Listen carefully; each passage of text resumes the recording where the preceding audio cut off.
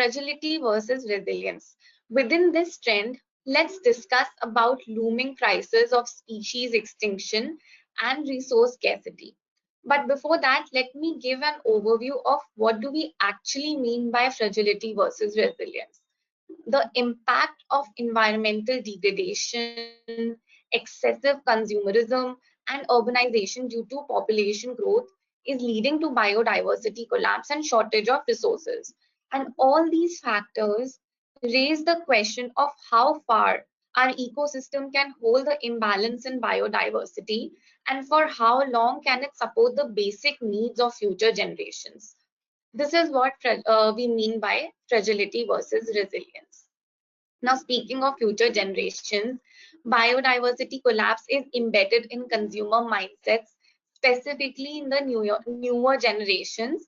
And as awareness and impact of this collapse is becoming greater and more acute, companies will need to focus more on sustainable practices and solutions to appeal to this growing demographic that prioritizes value-based purchasing.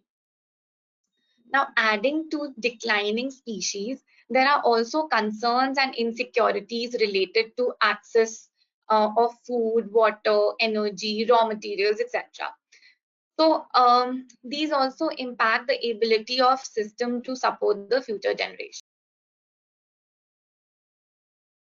As in the previous session, circular value chain holds high relevance here because it is estimated that implementation of circular business model can save resources worth around $700 billion.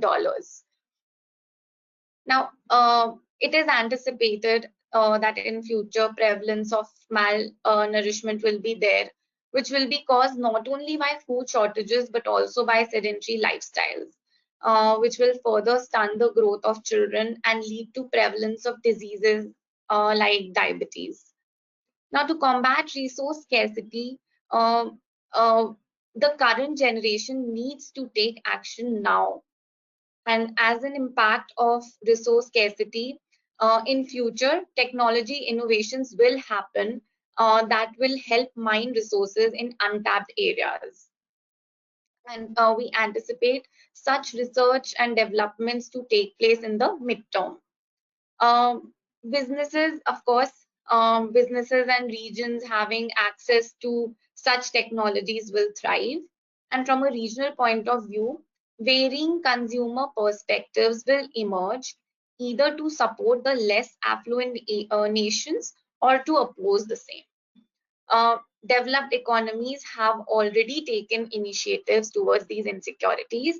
An example of a recent instance is of European Commission that has set target for mining related critical raw material consumption in 2023.